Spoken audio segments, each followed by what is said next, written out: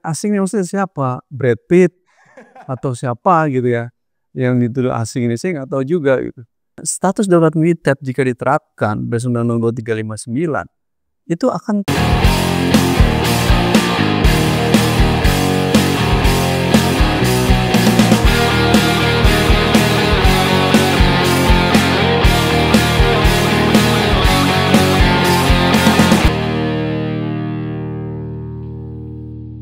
Teman-teman masa aksi, selamat datang di podcast Unjuk Rasa bersama saya Riyad Putrahena.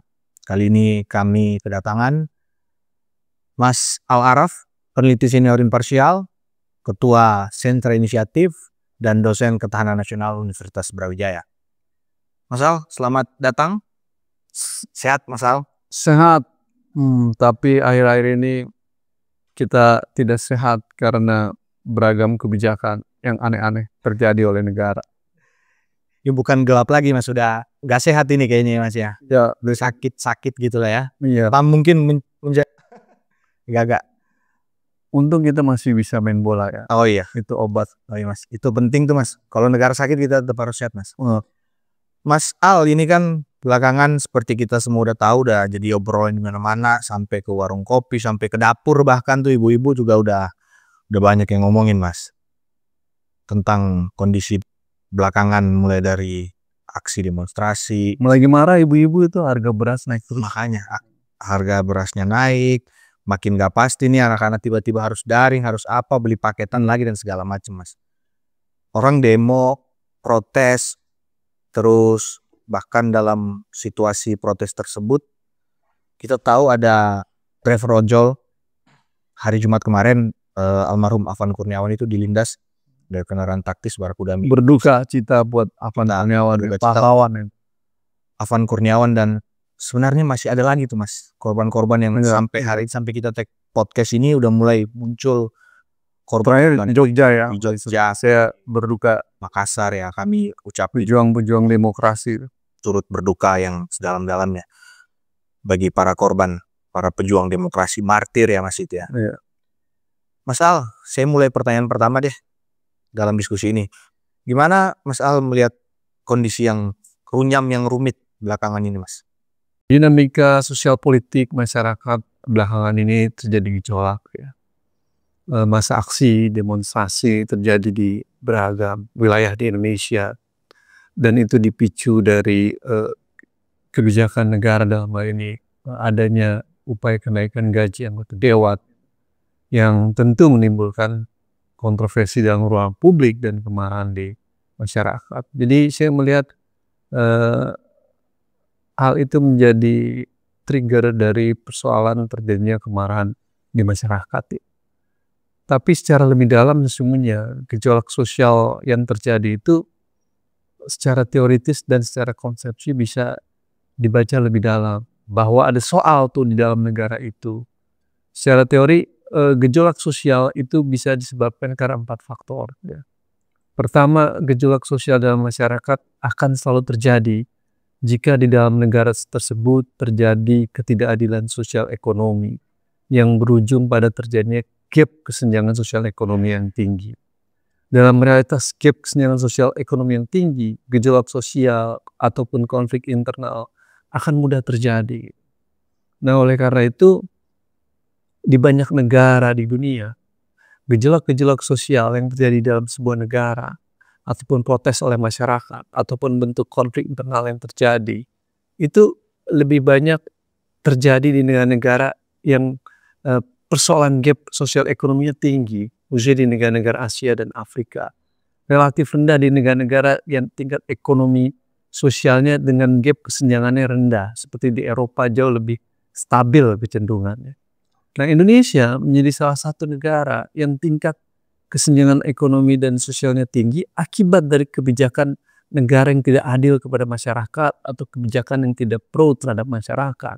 Nah, akumulasi dari ketidakadilan yang terjadi selama ini tumpah beberapa waktu belakangan ini gitu. Jadi kegagalan negara untuk memahami penderitaan rakyat, memahami persoalan ketidakadilan sosial ekonomi yang terjadi yang mengakibatkan terjadinya dinamika protes belakangan ini. Dan itu sesuatu yang niscaya terjadi.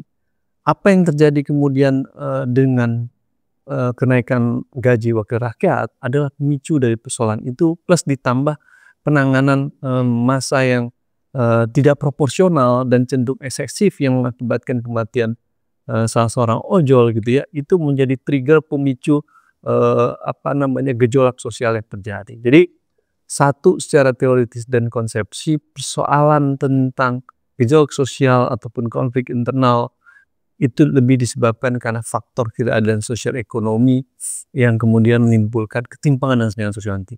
Yang kedua adalah saluran aspirasi ataupun ruang dialog yang kecil diberikan oleh kekuasaan dalam negara demokrasi ataupun mungkin ditutup, itu seringkali menimbulkan kemarahan rakyat. Sebenarnya kita bisa belajar terjadi apa yang di Pati gitu ya. Apa yang terjadi di Pati itu kan ekspresi masyarakat ingin menyampaikan pandangan dia tentang persoalan-persoalan kenaikan pajak di daerahnya. Tapi dijawab oleh bupati secara arogan gitu dan ditantang gitu. Dan akhirnya terjadilah kekuatan massa yang besar. Dalam konteks kemarin sama, protes masyarakat terhadap kenaikan gaji dewan dijawab dengan dansa, joget, dan juga kemudian ucapan-ucapan yang sesungguhnya tidak pantas gitu ya, Tidak simpatik. ya tidak simpatik terhadap penderitaan rakyat. Akhirnya terjadilah gejolak ini gitu. Nah sebenarnya udah terjadi contoh di Pati, tapi turunan kembali dalam level nasional. Itu pada satu titik menunjukkan perilaku elit politik yang arogan, yang tidak memahami rasa penderitaan rakyat, akhirnya berujung pada sikap-sikap yang menurut saya tidak simpatik dan sikap-sikap yang tidak baik, dan akhirnya menimbulkan persoalan terjadinya protes dan massa aksi seperti hari ini. Nah yang ketiga, di dalam secara teori gejolak sosial dan konflik internal itu biasanya juga terjadi kalau konflik elit politik terjadi gitu ya. Di banyak negara seperti misalkan di Rwanda, di Irak, ataupun di Iran di masa lalu, ataupun di beberapa negara lain yang mengalami konflik internal, biasanya pertarungan politik, perebutan kuasa politik itu berujung pada terjadinya konflik di dalam level masyarakat, karena seringkali menarik masyarakat dalam pertarungan itu. Nah ini yang menjadi soal. Nah problemnya adalah kadang-kala pertarungan politik kekuasaan tadi itu seringkali menarik isu-isu sentimen politisasi terhadap suku, agama, dan ras gitu. Maka kita bisa lihat bagaimana persoalan di Rwanda, pertarungan politik kekuasaan menarik pertarungan etnis Hutu dan Tutsi dan terjadi pertarungan yang berdarah. Begitu pula dalam beberapa kasus lainnya. Indonesia pernah mengalami persoalan serius terkait dengan peristiwa 98 terhadap etnis tertentu, dan politisasi terhadap suku, agama, dan ras seringkali terjadi dan digunakan oleh elit dalam pertarungan kekuasaan itu. Nah, dalam konteks itu saya ingin katakan kita harus mencegah dan menolak segala bentuk tindakan diskriminasi, tindakan kejam sesama manusia dengan atas nama rasial dan lain sebagainya. Sesama warga kita harus saling menjaga sesama warga dan menolak segala bentuk politisasi suku, agama, dan ras dalam dinamika yang terjadi. Nah ini yang harus dihindari. Nah dalam wilayah itu saya ingin katakan apa yang terjadi di Indonesia adalah sesungguhnya 3 faktor tadi terakumulasi itu. Yang pertama adalah ada gap ekonomi sosial yang tinggi akibat dari kebijakan yang tidak adil dalam konteks ekonomi dan sosial. Yang kedua ada saluran-saluran demokrasi yang tertutup, ruang dialog yang tertutup, yang kecil ruangnya, dan kemudian akhirnya menimbulkan persoalan mereka menyampaikan aspirasi dengan massa aksi seperti ini. Ya kita bisa lihatlah, teman-teman bisa tahu kalau kita ke DPR masuknya susah banget, berapa kali mereka ada pintu masuk pertama, pintu masuk kedua, padahal katanya rumah rakyat. Tapi rakyat mau masuk rumah rakyat sulit dan berlapis-lapis. Itu cermin bagaimana dia menjadi etalase tersendiri yang terpisah dari rakyat. Dan itu juga cermin bahwa ruang-ruang saluran aspirasi itu agak terbatasi gitu ya. Nah yang ketiga tentu persoalan konflik elit yang mungkin kita bisa lihat sejak Pak Prabowo menjadi presiden, isu-isu tentang segregasi konflik di level elit terjadi dalam beberapa hal dan menjadi narasi dalam ruang publik, meski kemudian terlihat seolah tertutup, tapi ini terlihat seperti api dalam sekam dalam pertarungan itu. Nah, secara teori itu, dan itu terlihat di Indonesia gitu. Dalam kerangka itu, dinamika protes massa aksi segala macam ini kemudian terjadi. Jadi saya ingin katakan, jangan salahkan masyarakat yang melakukan demonstrasi, karena sesungguhnya negara lah yang gagal untuk mendistribusikan keadilan bagi masyarakatnya. Negara gagal dalam membangun ruang saluran partisipasi pada masyarakat. Negara yang ribut di dalam dirinya, elit dalam perebutan kuasa politik dan kuasa ekonomi, sehingga terjadilah situasi seperti ini. Jadi ini soal pokok dalam dinamika sosial ekonomi yang terjadi belakangan ini. Dan terus terang saya melihat persoalan ini adalah akumulasi ini dan memuncak pada saat ini sejak reformasi. Itu Mas. Jadi menarik tuh Mas Al. Jadi memang apa yang terjadi belakangan ini dalam beberapa hari ini tuh bukan sesuatu yang tiba-tiba ya Mas Al ya. Bukan nih punya tarikan yang bisa panjang ya. Termasuk tadi ada ketimpangan ekonomi, ya terus saluran partisipasi itu benar tuh. Kalau ke DPR tuh susah, ada beberapa pos yang harus kita lewatin, susahnya minta ampun dan segala macam. Pertama paling depan pos satpam misalkan. Cek mau apa? Tinggal belok kiri, dan 3 lapis itu. 3 lapis. Padahal sekedar mau nganterin surat aja misal itu sulit, protokolnya sepanjang itu. Terus tadi yang menarik sebenarnya soal konflik elit tadi. Ini kan sebenarnya bisa kita lihat ya, walaupun sebenarnya bisa dianggap juga sebagai api dalam sekam kemudian tertutup. Tapi kalau kita lihat sejak awal pemerintahan Prabowo itu kan udah kelihatan tuh presiden yang ngomong apa, menterinya bikin kebijakan apa, akhirnya presiden balik lagi, kan gitu. Sering kali, misal dalam PPN 12%, dalam instruksi dia yang kayak gimana, menterinya bikin yang lain, terus diubah lagi sama Prabowo. Prabowo muncul sebagai hero, kadangkala dia kan kayak begitu. Nah, terus aksi massa yang belakangan terjadi dalam 1 minggu terakhir, ini kan akhirnya seperti apa? Seperti bisul yang meletus gitu ya Mas ya. Gunung yang meletus. Gunung yang meletus. Ditambah saat yang tadi Mas Al bilang ada penggunaan kekuatan yang eksesif ya oleh aparat keamanan yang akhirnya kita tahu di hari Jumat, kalau nggak salah hari Jumat ya. Hari Jumat ada peristiwa dilindasnya ojol almarhum Afan Kurniawan meninggal dunia. Nah, gimana pandangan Mas Al soal peristiwa itu, dan bagaimana sih sebenarnya harus ditangani secara prosedur, secara hukumnya harus kayak gimana Mas? Ya, ini kesalahan kepolisian di dalam tata kelola manajemen massa yang sebenarnya bisa dilakukan secara persuasif dan proporsional gitu. Nah, akhirnya berdampak terhadap peristiwa terjadinya eksesif, kekerasan eksesif atau orang sering sebut dengan brutalitas kepolisian yang kemudian berakibat terhadap terjadinya dilindasnya Afan itu ya, ojol itu, dan meninggal dunia. Saya berduka cita yang dalam terhadap beliau gitu ya, dan mungkin ini satu peristiwa kelanjutan dari beragam peristiwa lainnya, bahwa tata kelola manajemen keamanan penanganan aksi harus dievaluasi karena telah berdampak terhadap seringkali meninggalnya korban jiwa. Dan akhirnya beberapa belakangan ini kan pada aksi kelanjutan berikutnya juga terjadi beberapa korban, yang terakhir kemarin terbaru di Yogyakarta ya. Nah, ini soal yang harus dijawab dengan cara pertama adalah keadilan buat korban harus terpenuhi. Proses hukum terhadap hal ini harus terjadi. 7 anggota itu harus diproses secara hukum dan secara transparan dan akuntabel. Untuk kepentingan ini pelibatan terhadap Kompolnas, Komnas HAM harus dilakukan, dan ruang kepada media di dalam memantau proses ini harus diberikan, sehingga kita bisa mengetahui tentang apakah proses berjalan secara fair trial atau tidak itu. Dan ini menjadi hal penting. Jadi harus ada akuntabilitas hukum terhadap hal ini, karena ini ditunggu dan dijawab oleh publik gitu.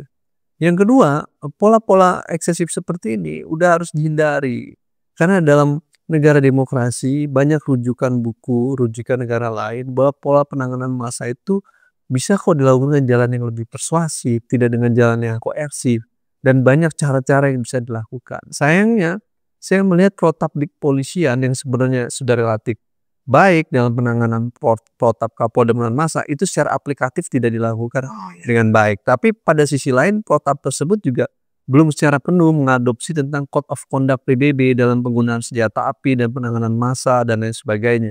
Jadi perlu ada evaluasi dalam regulasi internal di Polri terkait dengan protap tadi. Aplikasinya juga perlu dilakukan. Tapi yang paling penting adalah dasar pertama untuk menghindari terjadinya kekerasan eksesif, paradigma di dalam kepolisian, dalam penanganan massa ini harus berubah. Bahwa massa demonstrasi itu bukan musuh, bukan ancaman gitu. Tapi warga negara yang menyampaikan partisipasinya. Sehingga dari awal itu harus dicatat terlebih dahulu. Kalau kemudian dari awal perspektif dan paradigmanya menganggap warga yang melakukan ekspresi pendapatnya, ekspresi hak-haknya, kemudian dipandang sebagai masalah, ancaman, musuh, maka dari awal udah ngambil posisi vis-a-vis duluan. Padahal kita di dalam negara demokrasi harus menempatkan mereka sebagai subjek yang menyampaikan aspirasi mereka karena ada saluran yang tersendat kan kira-kira gitu.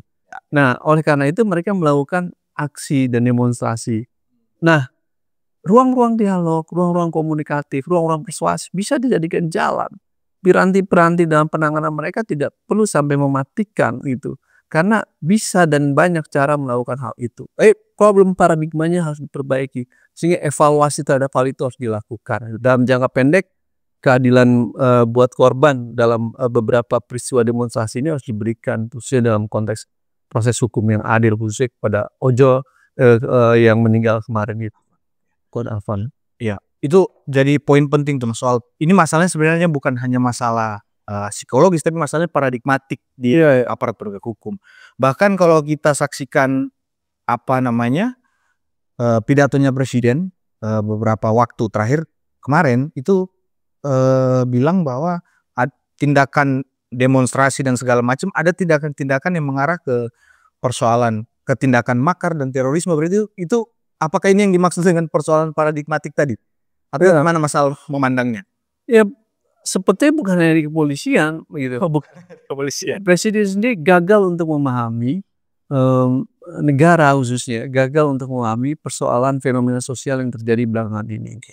Bahwa apa yang terjadi belakangan ini adalah kemarahan rakyat karena kekuasaan yang arogan, dianggap sunang-wenang, lalu kemudian perilaku korup, ketidakadilan sosial yang terjadi gitu, kemudian bercampur baur menjadi masalah yang selama ini terang benderang dilihat oleh masyarakat gitu ya, dan kemudian dipicu dengan kenaikan gaji anggota dewan yang begitu fantastis itu, harusnya dilihat oleh negara bahwa ada persoalan yang mendasar, yakni negara gagal memenuhi keadilan sosial ekonomi buat masyarakatnya itu.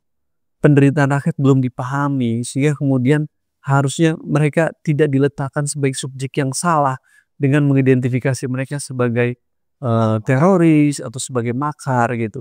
Yang harusnya dilakukan negara adalah meminta maaf bahwa persoalan tindakan ini tidak bisa dilepaskan dari kegagalan negara dalam mendistribusikan keadilan masyarakat dan gagal di dalam proses penanganan massa yang lebih persuasif gitu.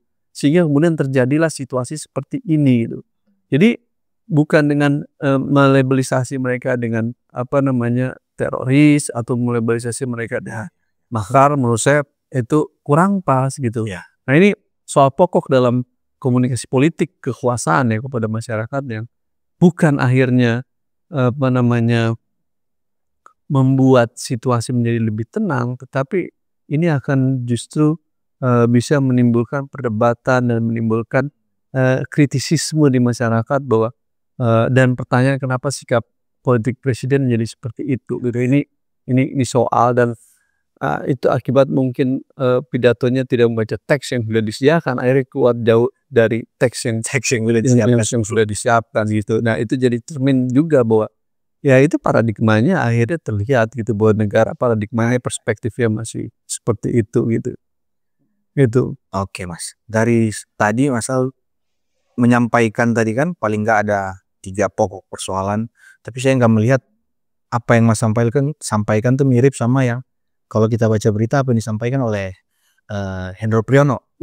Hendro Priyono bilang bahwa kondisi saat ini itu disebabkan oleh, dia pakai istilah asim. Mas Al melihat Apa pesan kira-kira dari entrepreneur itu, pesannya apa dan harus ditanggapi kayak gimana, Mas? Ya asingnya maksudnya siapa? Brad Pitt atau siapa gitu ya, yang dituduh asing ini saya nggak tahu juga gitu. Jadi selalu begitu, ketika situasi dan kondisi masyarakat, cukup, eee, punya kekuatan untuk melakukan perlawanan akibat dari ketidakadilan yang terjadi, stigma-stigma permainan asing selalu dilabelkan. Saya rasa enggak, ini benar-benar kemarahan rakyat akibat dari akumulasi kegagalan negara untuk mendistribusikan keadilan sosial, akumulasi masyarakat di dalam melihat persoalan perilaku arogan, korupsi dan lain sebagainya, serta kemudian akumulasi terhadap kesenangan negara dalam beberapa hal dan kebijakan-kebijakan negara yang dianggap tidak pro masyarakat gitu.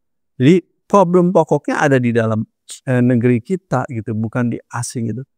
Tidak mungkinlah asing akan bisa memainkan situasi dan kondisi dalam sebuah negara yang negara tersebut relatif mapan, relatif baik, kesenjangan ekonominya nggak tinggi, keadilan sosial terpenuhi, kebijakan-kebijakannya pro masyarakat gitu.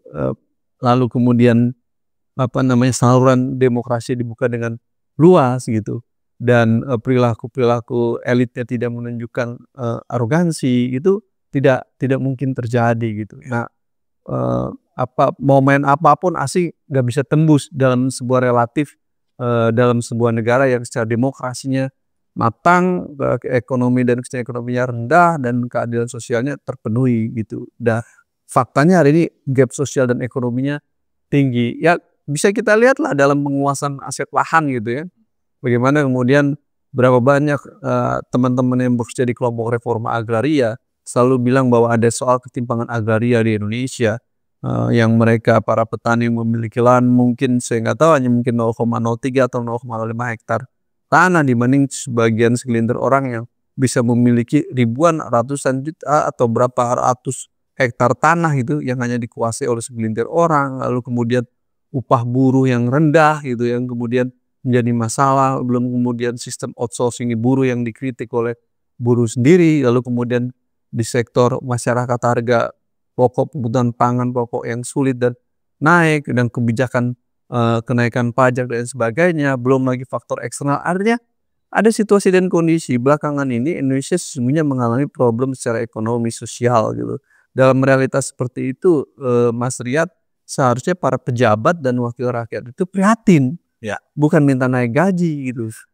Justru yang harus dia lakukan ke publik adalah para pejabatnya harus bilang, namanya rakyat, situasi dan kondisi sosial kita ini prihatin, maka kita sebagai wakil rakyat dan pejabat, saya ikhlaskan, saya amalkan 50% gaji saya untuk masyarakat, atau bahkan mungkin 100% gitu. Karena sebagian dari mereka sudah mapan itu. Ingat loh, konsep tentang DPR dan wakil rakyat ini belakangan menurut saya sudah agak keliru dan kacau paradigmanya. Ketika demokrasi klasik dibangun, ketika representasi rakyat melalui DPR dibangun gitu ya, itu para wakil rakyat itu duduk di sana menyadari bahwa diri adalah mewakili kepentingan rakyat untuk menyampaikan kepentingan rakyat dalam rangka membangun kebahagiaan rakyat, bukan kepentingan partai politik, tapi sebagai representasi kepentingan rakyat tuh. Nah, dalam konstruksi seperti itu, maka mereka harus menyadari menjadi wakil rakyat itu tujuannya bukan mencari kekayaan, bukan mencari privilege, bukan soal tahta tuh. Tapi hari ini kecenderungannya seperti itu gitu loh. Nah, mereka harus meletakkan bahwa menjadi wakil rakyat itu adalah sebagai pelayan masyarakat, sebagai representasi masyarakat yang bekerja untuk mengawasi fungsi-fungsi pemerintahan supaya pemerintahan tidak sewenang-wenang. Jadi ada persepsi, paradigma dan tujuan yang udah salah dalam memahami wakil rakyat, menempatkan wakil rakyat, akhirnya berlomba-lomba menjadi wakil rakyat. Karena saya melihat tujuannya bukan lagi kecenderungannya untuk memperjuangkan rakyat, tapi akhirnya memperjuangkan diri sendiri untuk kepentingan-kepentingan diri sendiri gitu, khususnya terkait dengan kuasa, uang dan sebagainya. Akhirnya menaikkan gaji sendiri dan meminta tunjangan sendiri, menghapus pajak. Ya, Menteri Keuangan tak berdaya karena kalau nggak gitu mungkin anggarannya nggak disetujui APBN dan sebagainya. Terjadilah deal-deal politik. Jadi transaksi politik yang transaksional ini sesuatu yang harus disudahi dan kemudian harus kembali kepada hitohnya tuh sebagai wakil rakyat dan menyuarakan suara rakyat, bukan berlomba-lomba untuk menaikkan gaji. Ya ini cambuk pedas, hukuman pedas, katanya akan ada koreksi. Sehingga publik tentu harus memantau serius apakah benar nonaktif itu sesuatu yang nyata akan terjadi, ataukah secara konstitusional nonaktif itu sebenarnya nggak dikenal, karena yang dikenal ada sistem PAW dan lain sebagainya. Ini apa maksudnya? Tentang maksud dari nonaktif itu pun harus jelas, clear. Tunjangan yang dikurangi, tunjangan sampai sejauh apa gitu supaya jelas gitu berapa sebenarnya gaji anggota dewan itu. Jangan menjadi simpang siur nih, akumulasi sebulan ada yang bilang 500 juta gitu, ada seperti Pak Mahfud atau siapa gitu ya, ada yang bilang kayak Krisdayanti dibilang 200 juta apa 300 juta. Ini kan harus clear dulu, transparan dulu, baru kita ukur berapa yang pantas gitu. Walau di media sosial ada yang lucu sebagai gajinya seperti UMR aja gitu, sama kayak UMR. Nah kalau gaji anggota dewan sama kayak UMR, kayaknya nggak ada yang nggak mau jadi anggota dewan. Yang sekarang berarti ketika mereka nanti menjadi anggota dewan benar-benar kerja mulia tuh. Karena nggak apa-apa gaji saya bukan emang di sini mau kerja, bukan mau mencari uang tuh. Gitu. Ini harus dirubah paradigmanya ya. Ya kalau ada perbandingan negara lain, UMR dan gaji wakil rakyat harusnya ya mungkin 2 atau 3 kali lebih dari UMR gitu. Tapi kalau udah 44 kali dari UMR, ya ngamuk masyarakat, marah masyarakatnya. Ini fakta yang harus dievaluasi dan masyarakat akan mengawal dinamika itu. Jadi ya yang demo buruh minta UMR naik, yang naik malah DPR-nya. Diwakilin sebenarnya Mas. Iya, dalam pandangan DPR ya udah rakyatnya nanti, DPR dulu, wakilnya dulu yang naik. Rakyatnya belakangan, mungkin kayak gitu pandangannya para dewan. Kita coba menerka-nerka isi kepalanya dulu. Nah, tapi Mas, dalam situasi belakangan ini selain tadi apa yang Mas Al bilang bahwa asing itu semacam apa, pejabat kita tuh denial aja, dia nggak mau lihat persoalan, sesungguhnya disimplifikasi aja. Itu dalam teori intelijen disebut dengan deception, tuh pengalihan. Oke. Jadi pengalihan terhadap soal pokoknya gitu loh. Soal pokok kita tuh bukan di asing gitu. Soal pokok kita itu adalah di problem ketidakadilan sosial ekonomi dan menimbulkan kesenjangan sosial ekonomi, dan selalu gejolak sosial dan konflik dalam sebuah negara penyebab utamanya adalah itu, plus ditambah saluran demokrasi yang minim dan ditambah plus konflik dalam level elit politik. Jadi menurut saya itu sesuatu yang tidak ada gitu. Kalaupun ada permainan asing ataupun kepentingan asing masuk ke dalam negeri, di negara manapun selalu begitu Mas Rian. Gitu. Bukan hanya di Indonesia, di semua negara akan selalu ada kepentingan luar ingin bermain ke dalam sebuah negara. Itu semuanya, lagi-lagi tidak hanya di Indonesia. Tapi kalau negara itu di dalam negerinya baik secara ekonomi, sosial baik, ekonomi baik, dinamika demokrasinya sehat, kebebasan terjamin, negara hukumnya berjalan lancar, penanganan KRSV baik, maka mau main gimana pun dari luar di negara itu nggak bukan bisa tembus. Jadi kita ini rapuh dari dalam, bukan karena soal asing tadi itu. Oke Mas, itu terjawab tuh statementnya Hendro Priyono soal tuduhan sepihak dia, bahwa yang kita juga bingung, dia selalu menuduh kita tapi nggak pernah mencoba membuktikan. Itu kan semacam ya itu tadi, deception tadi. Masalahnya di mana, ya lempar tuduhan ke sini aja biar orang fokus ke situ ya, padahal problem pokoknya nggak pernah dijawab.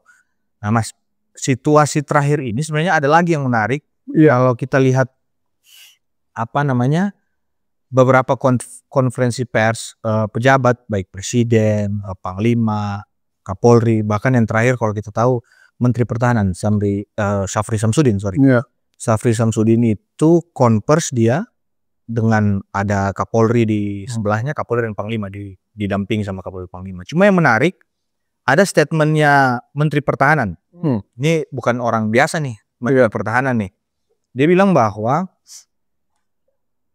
tentara TNI akan menjaga keamanan dan ketertiban masyarakat, lalu Polri dan Kejaksaan akan melakukan penegakan hukum. ada yang salah nggak Mas? Atau ini statement yang udah pas dengan kondisi sekarang apa gimana? Ya, Menurut Mas Al? pertama saya pikir Pak Prabowo udah melakukan reshuffle kabinet. Saya pikir Pak Syafrin udah jadi Menko Polhukam karena udah meletakkan dirinya seperti Menko Polhukam gitu. Ada Kapolri, ada Panglima TNI gitu. Ternyata saya salah, masih Menteri Pertahanan. Menteri Pertahanan tuh. Karena sebenarnya kurang pas dan kurang tepat.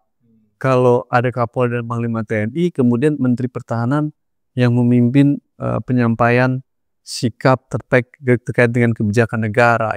Karena Menteri Pertahanan berdasarkan Undang-Undang 3 2002 itu fungsinya adalah membuat kebijakan pertahanan negara.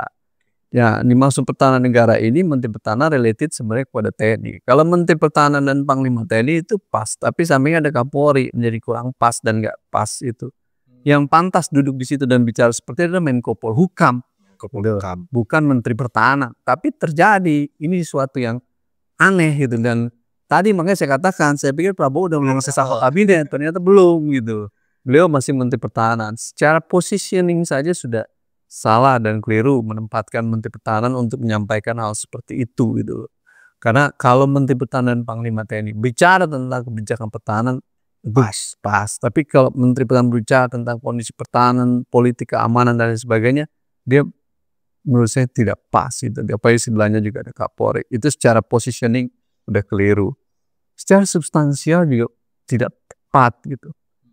Secara konstitusi kita harus meletakkan fungsi militer secara konstitusional. Secara konstitusional fungsi TNI adalah menjaga kedaulatan dan sebagai alat pertahanan negara yang diatur kemudian dalam Undang-Undang 3 2002 tentang pertahanan negara. Oke.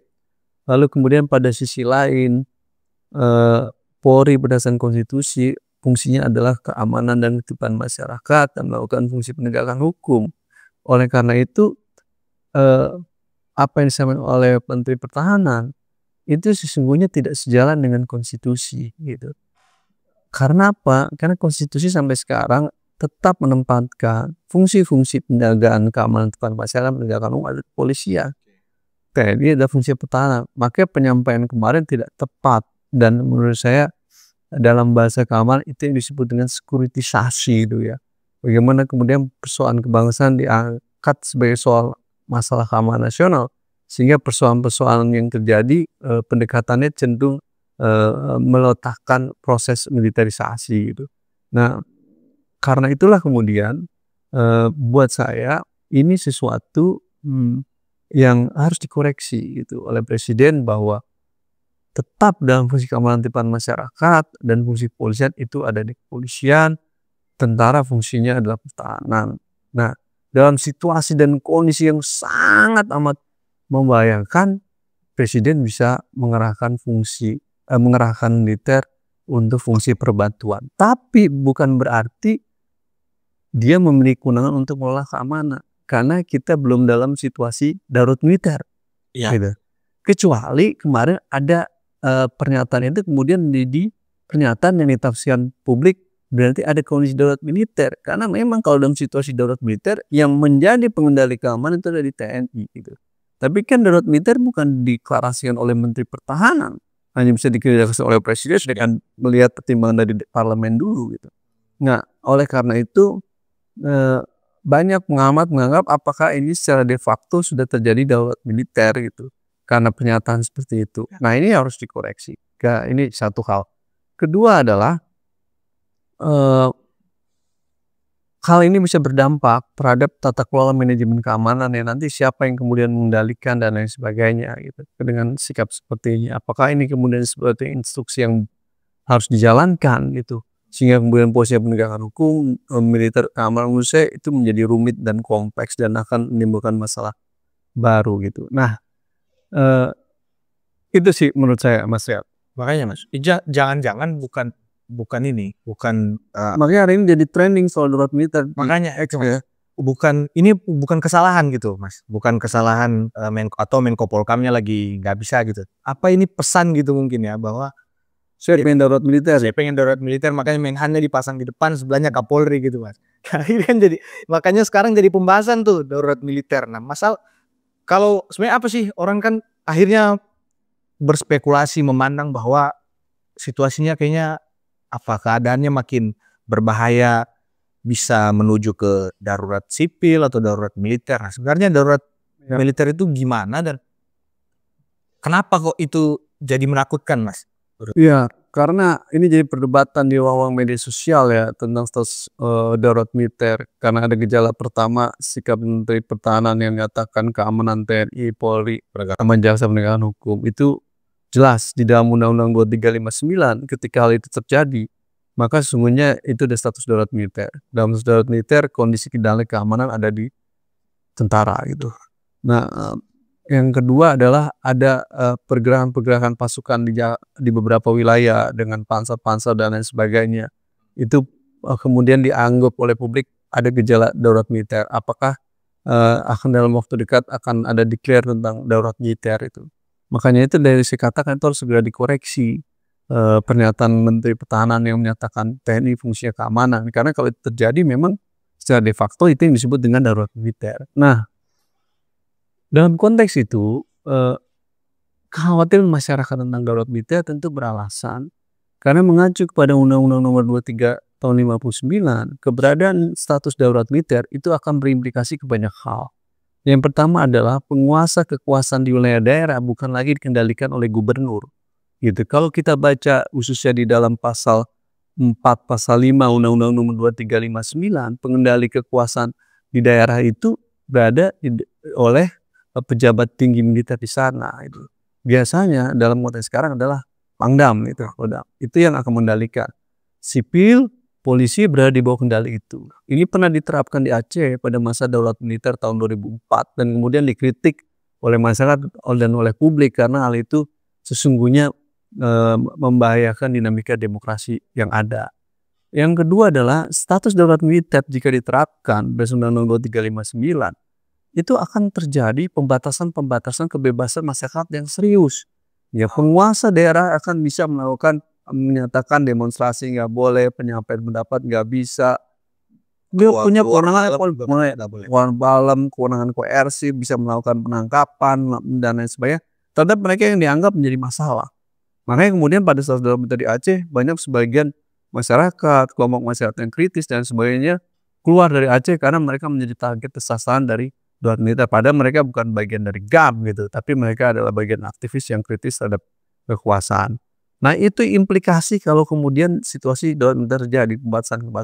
Yang ketiga adalah potensi-potensi pelanggaran HAM akan terjadi. Nah, tapi yang paling penting adalah Anda tidak akan bisa menyelesaikan sebuah masalah gejala sosial kalau Anda tidak memahami root dari masalah itu, tidak memahami akar masalah itu. Tadi saya katakan di awal bahwa root masalah kita adalah soal ketidakadilan akumulasi terhadap ketidakadilan ekonomi dan sosial, persoalan ekonomi sosial yang menimbulkan gap sosial, ekonomi yang itu menjadi problem pokoknya gitu. Nah, soal ini nggak bisa dijawab dengan darurat militer. Yang terjadi adalah ketika represi dengan darurat militer diterapkan, perlawanan masyarakat akan semakin menguat. Lingkar kekerasan akan terjadi, represi terjadi. Maka pilihan opsi darurat militer harus ditiadakan dalam kondisi sekarang itu. Karena sesungguhnya situasi dan kondisi sebenarnya masih bisa dilakukan dengan cara bukan dengan darurat militer itu. Nah, oleh karena itu darurat militer ini sesuatu yang berbahaya dan harus ditolak jika itu diterapkan. Problemnya adalah masyarakat dan publik menafsirkan tentang pandangan disampaikan oleh Menteri Pertahanan tentang pengalihan fungsi bahwa militer di keamanan dan kemudian polisian menjaga fungsi penegakan hukum bersama kejaksaan itu jadi soal dan pengenalan kekuatan militer yang terjadi. Ini soal pokok. Buat saya dinamika sekarang sebenarnya tidak perlu dilakukan dengan penerapan status darurat militer gitu ya. Dalam hal tertentu apa yang bisa dilakukan sekarang adalah kita negara harus jujur, tulus kepada publik, meminta maaf bahwa ada persoalan-persoalan kebangsaan yang memang belum selesai, khususnya mengakibatkan dari sosial politik ekonomi dan lain sebagainya, dan ada persoalan-persoalan penanganan massa yang masih koersif sehingga kami minta maaf dan kami benar-benar akan memperbaiki beragam kebijakan yang dianggap tidak pro pada masyarakat. Setelah negara melakukan itu, segera ada langkah real untuk perubahan-perubahan kebijakan. Salah satu yang konkret adalah tentang gaji DPR, tunjangannya harus jelas, bagaimana transparan. juga harus diperjelas. Yang ketiga adalah membangun tata kelola sistem keamanan yang berbasis kepada masyarakat. Sesungguhnya masyarakat Indonesia itu punya resilient, punya ketahanan ya. Kebetulan di Universitas Brawijaya saya ini mengajar ketahanan nasional gitu. Salah satu resilient di masyarakat adalah membangun perkumpulan sistem kolektif di mereka untuk menjaga rasa aman sendiri. Ada bentuk-bentuknya kayak di Ambon tuh mekanisme-mekanisme Pela Gandong gitu. Kalau di Jakarta atau di beberapa kota besar ada yang disebut dengan Siskamling itu harus diberdayakan. Jadi Menteri Dalam Negeri bisa berkomunikasi dengan gubernur dan gubernur bisa memerintahkan sampai level RT RW untuk membangun sistem keamanan warga secara lebih intensif karena melihat dinamika yang terjadi. Yang kedua adalah penempatan penegakan hukum dan keamanan kepada kepolisian masih bisa dilakukan sepanjang harus proporsional dan profesional. Syaratnya kepolisian harus menunjukkan langkah konkret di dalam memproses hukum terhadap 7 perwira itu. Transparan, terbuka, libatkan Komnas HAM, libatkan Komponas sehingga kemudian publik melihat. Plus juga tuntutan mereka tentang bebaskan teman-teman mereka yang masih dalam tahanan itu segera dipenuhi. Menurut saya hal-hal itu jauh bisa dilakukan ketimbang kita menerapkan status darurat militer gitu. Belum ada dinamika seperti suatu kondisi di mana terjadi belligerent, pemberontakan senjata, nggak menggunakan senjata api dan lain sebagainya. Sebenarnya masih bisa dikendalikan soalnya apakah negara mau membangun ini secara lebih baik dalam penanganan yang lebih baik gitu. Nah itu Mas Riyad yang saya lihat dalam konteks darurat militer dan kita juga harus memahami ya, pelibatan militer itu tidak perlu dengan persoalan menegakkan darurat militer. Toh sebenarnya Undang-Undang TNI 34 2004 itu Undang-Undang TNI 34 2004 yang direvisi menjadi Undang-Undang nomor berapa tuh ya? 3 2025 itu ya. Itu membuka ruang buat militer untuk operasi militer selain perang dalam membantu pemerintahan sipil gitu, khususnya kepolisian dalam menjaga keamanan. Tapi bukan berarti dengan darurat militer mereka sifatnya perbantuan dan bukan berarti militer punya fungsi keamanan, enggak, tapi sifatnya perbantuan. Sayangnya adalah sebagaimana Mas Riyad juga advokasi dan DGR di Mahkamah Konstitusi, negara kemudian merubah undang-undang itu menjadi lebih rumit dan menjadi bermasalah karena legitimasi untuk pelibatan militer itu membutuhkan legitimasi. Di dalam Undang-Undang 34 2004 legitimasinya ada melalui keputusan politik negara. Jadi kalau ada kondisi-kondisi yang polisi menilai kondisi kapasitasnya tidak bisa mengatasi situasi lagi dan membutuhkan perbantuan militer, dia bisa meminta kepada Presiden dan DPR bahwa ada kondisi kami membutuhkan perbantuan, maka kemudian Presiden membuat keputusan politik negara dengan pertimbangan DPR. Maka itu yang disebut dengan rule of engagement, aturan mainnya. Untuk berapa lama, dalam jangka waktu berapa lama, untuk tujuan apa, anggarannya dari mana, kepentingan untuk apa. Karena dia tidak bisa permanen. Sifatnya last resort, pilihan yang terakhir. Ketika kapasitas sipil sudah tidak bisa mengatasi lagi. Sayangnya pasal 7 ayat 2 Undang-Undang TNI yang begitu baik 34 2004 dihapus. Gitu. Itu kenapa kita protes terhadap hal itu. Nah, kondisinya akhirnya menimbulkan fait accompli pada hari ini. Menimbulkan kondisi cek kosong. Akhirnya kita jumping langsung isunya ke darurat militer gitu. Padahal kalau pasal itu ada, kita nggak perlu jumping ke darurat militer, bisa menggunakan pasal itu. Ya ini salahnya DPR lagi-lagi yang melakukan revisi Undang-Undang TNI gitu, menghapus pasal itu gitu. Dan di dalam Undang-Undang 3 2025 akan diatur melalui peraturan pemerintah. Sayangnya peraturan pemerintah sampai sekarang belum diatur itu. Akhirnya terjadi cek kosong, fait accompli, Menteri Pertahanan salah di dalam menerapkan hal itu dengan menempatkan militer di fungsi keamanan. Problem pokoknya lagi-lagi adalah revisi Undang-Undang TNI 34 2004 tadi. Yang sebelumnya sudah sangat baik harusnya melalui keputusan politik negara. Ya, siapa yang salah? Otoritas sipil, bukan militer. Tapi karena otoritas sipil tidak memahami bahwa rule of engagement dalam operasi militer selain perang perlu dilakukan. Kalau kemarin Undang-Undang TNI 34 2004 masih ada, nggak akan ada diskusi tentang darurat militer. Soalnya hari ini itu tidak ada dan menjadi cek kosong. Akhirnya orang jadi bingung. Siapa yang harus melakukan pengerahan dan pelibatan ini, otoritasnya siapa, dan bagaimana pelibatan militer, kita menjadi tidak tahu. Akhirnya orang bertanya, ini sampai berapa lama pengerahan ini dan lain sebagainya. Ini yang disebut dengan sekuritisasi dan ini berbahaya buat dinamika demokrasi. Buat saya, Sesungguhnya lagi-lagi problem pokoknya lagi itu ada di negara dalam konteks gagal memahami, ketidakadilan masyarakat, rasa penderitaan masyarakat, dan parlemen sendiri dalam konteks revisi undang-undang ITE membuat kesalahan dan keliruan. Akhirnya kita sekarang dalam situasi fait accompli dan jadi masalah gitu ya. Dimanapun dalam situasi dan kondisi tertentu ketika kapasitas sipil sudah tidak bisa menangani lagi ataupun memang ruang-ruang perbantuan itu dimungkinkan. Tapi syaratnya adalah harus ada legitimasi keputusan presiden dengan ketua DPR. Sayangnya pasal itu dihapus oleh DPR yang benar dan sekarang kita nunggu PP. PP-nya belum ada. Lalu pertanyaan, mana ini? Ya udah, kita langsung masuk darurat militer aja. Bahaya sekali. Jadi dinamika demokrasi akhir-akhir ini menurut saya mengkhawatirkan karena negara melakukan beberapa hal yang salah dan blunder dan karena persoalan-persoalan pokok ketidakadilan sosial ekonomi masyarakat yang terjadi. Jadi saya ingin tutup, jangan salahkan masyarakat terhadap gejolak sosial yang terjadi. Harusnya ini negara renung, refleksi yang dalam, kontemplasi yang dalam bahwa ada kesalahan mereka selama ini yang jauh dengan rakyat, kurang melibatkan rakyat, hidup dalam ruang etalase sendiri untuk kepentingan dan kenikmatan mereka dan melupakan masyarakat. Akhirnya terjadilah seperti ini kebijakan-kebijakan ini. Terus pada sisi lain pola-pola penanganan masa yang belum persuasif itu juga menjadi problem-problem yang memicu dinamika yang terjadi. Ini Mas lihat jadi soal kita.